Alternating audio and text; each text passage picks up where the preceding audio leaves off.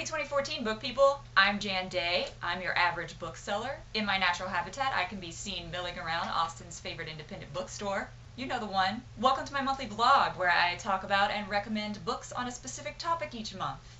I haven't done this before, so this is new for me, and I've always wanted to try it. So let's just mark that off of my resolutions list. Yep, cross that out there. Oh, professional ring toss. Need to start practicing there. There, I'm already ahead of you for this year. So let's get started. Let's pack our bags and head out on January's journey with adventure books. The River of Doubt was an actual river in the Amazon River system, which until 1912 remained unexplored until former President Theodore Roosevelt decided to brave its unknown dangers. From the start, the expedition was plagued with disasters. Roosevelt himself was in his late 50s. The expedition's administrator's only experience was one failed Arctic expedition, and the river itself was completely unmapped. Part Roosevelt bio, part expedition history. Candace Millard's The River of Doubt was a thoughtful, well-researched look at a legendary explorer's last great adventure. And I do mean well-researched. The pace is stop and go in its tangential structure, but Millard has a lot of information to deliver on a variety of subjects, so there's no lack of substance to the outer narrative. I give it 4.5 book people.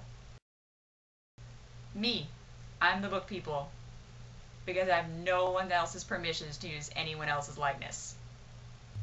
If you're interested in a more linear narrative with less tangents, why not try David Grann's The Lost City of Z? Another Amazon adventure, David Grann follows the exploits of Percy H. Fawcett, sometimes known as the last Victorian explorer. After centuries of search for the non-existent El Dorado ended in disaster after disaster for both European journeymen and native peoples alike, naturalists and explorers began to write off the South American jungles as counterfeit paradises.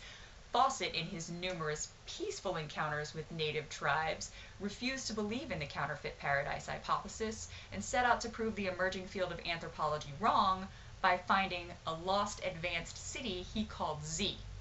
He was never seen nor heard from again. David Grann, journalist and newbie adventurer, sets out nearly 80 years after Fawcett's disappearance in search for the man and his obsession. Through it, he has to decipher coded notes, negotiate with touchy Amazonian tribes, and learn their tragic history with white men. The story is a double narrative, Fawcett's journey and Grann's journey. It's compelling, it's compassionate, and it offers a more detailed history of the Amazonian Indian tribes and their history with the white men than Candace Millard's tangential treatment in River of Doubt. I give this one 4.5 book people. Come check out these titles in our adventure section. While we're on the topic of exploration and native people, allow me to mention Terry Pratchett's Nation.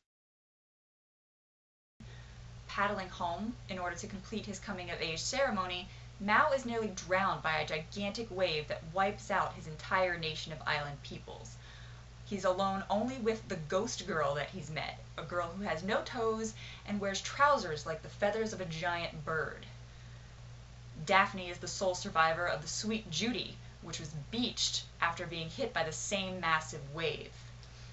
As a distant relative of the royal family, she is certain that her father is going to come to rescue her, but until then she must learn to live with the native boy Mao. As more and more refugees from the wave arrive at the island, they have to learn to form a new nation.